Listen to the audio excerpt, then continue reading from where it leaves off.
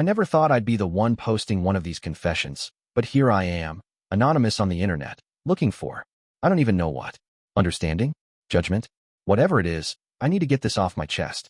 6 years ago, I had what most would call a perfect life. I was married to Michael, my college sweetheart. We had a beautiful home in the suburbs, stable careers, and were discussing starting a family. From the outside, we were that annoyingly perfect couple everyone envied. Michael was kind, attentive, and genuinely loved me. He wasn't perfect. Who is? But he tried every day to make me happy. The problem wasn't him. It was me. I got bored. That's the shameful truth. After 8 years together, the comfort and stability I once craved started feeling like a prison. I wanted excitement, passion, something different. I convinced myself I was missing out on life. That's when I met James at a work conference. He was everything Michael wasn't, spontaneous, intense, with an edge that made my heart race. The affair started with innocent texts, then drinks after work, and eventually, well, you know how these things go. I told myself it was just physical, that I could keep my marriage intact while exploring this connection. But affairs have a way of consuming you. What started as stolen moments turned into elaborate lies and scheduling my life around seeing James. The guilt was there, buried under layers of justification and selfishness. My best friend, Sophia, was the only person who knew. We'd been inseparable since high school, and I trusted her completely. She tried to talk sense into me. "You're going to regret this," she'd say. "Michael doesn't deserve this." I brushed her concerns aside, convinced that what I felt for James was worth the destruction. After 6 months of living a double life, James issued an ultimatum, him or Michael. Looking back, I recognized the manipulation, but at the time, it felt like the most important decision of my life. I chose James. The divorce was ugly. Not because Michael fought dirty. He was devastated but dignified throughout the process. It was ugly because I was ugly. I rewrote our history to justify my choices, painting Michael as neglectful and our marriage as loveless. None of it was true, but I needed it to be to live with myself. Sophia distanced herself during this time. She remained cordial but cooler, clearly disappointed in my choices. I told myself she just didn't understand, that she'd come around once she saw how happy I was with James. Another delusion to add to my growing collection. James and I married barely a year after my divorce was finalized. The wedding was lavish, his idea. He wanted everyone to see how in love we were, how right my decision had been. I invited Sophia, but she declined, citing a work commitment.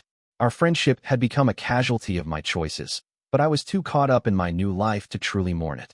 For a while, everything seemed perfect again. New love, new life, new beginning. But karma has a patient way of collecting its debts. The cracks in my marriage to James began to show around our second anniversary. The intense passion that had consumed us cooled dramatically, and beneath that heat, there wasn't much substance. James, I discovered, was chronically dissatisfied with his job, with our home, with life in general. The spontaneity I had once found so attractive revealed itself as impulsivity and poor decision-making. Our financial situation deteriorated quickly. James quit his stable corporate job to pursue a series of entrepreneurial ventures, none of which panned out. I found myself working overtime to keep us afloat, while he networked at bars and came home smelling of expensive cologne that wasn't his. The irony wasn't lost on me, but when I confronted him about potential infidelity, he turned it back on me with cutting precision. "You're hardly one to talk about loyalty, are you?" he'd say. And he was right. What moral ground did I have to stand on? I had destroyed a good marriage for this, and admitting I'd made a catastrophic mistake seemed impossible. By year 3, I was clinically depressed, isolated from most of my friends who had sided with Michael after the divorce, and emotionally exhausted from James's increasingly volatile behavior. The final straw came when I discovered he had emptied our joint savings account, money I had primarily contributed, to invest in another doomed business idea without consulting me. Our divorce was quick but financially devastating. James fought for everything he could get, and since I had been the primary earner, I lost a significant portion of my assets. I moved into a small apartment, a shadow of the life I had built with Michael and later thrown away. During this dark period, I reached out to Sophia. Despite our estrangement, she had sent a brief message of support when news of my separation from James made the rounds in our social circle. We met for coffee, and though there was clear distance between us, her familiar presence was comforting. "I'm so sorry," I told her, tears streaming down my face in the quiet corner of the cafe. "You were right about everything." Sophia squeezed my hand, but didn't offer hollow reassurances. That was always her way, honest, even when it wasn't comfortable. "Have you heard anything about Michael?" I finally asked, trying to sound casual.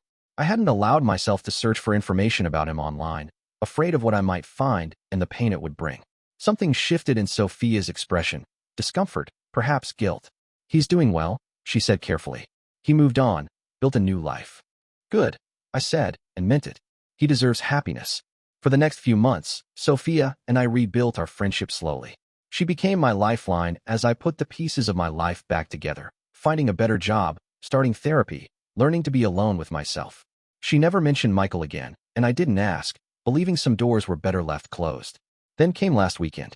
Sophia invited me to her birthday dinner at an upscale restaurant downtown. I was touched to be included and spent hours getting ready, wanting to show her and her other friends that I was healing, improving. I arrived early, nervous about socializing with a group after so long. The hostess led me to a private room at the back of the restaurant. As the door opened, my eyes immediately found Sophia, beautiful in a deep blue dress. And then I saw who was standing beside her, his arm comfortably around her waist, a platinum band gleaming on his left hand. Michael. Time seemed to stop as my brain struggled to process what I was seeing. Michael, my ex-husband, and Sophia, my best friend, together. Married.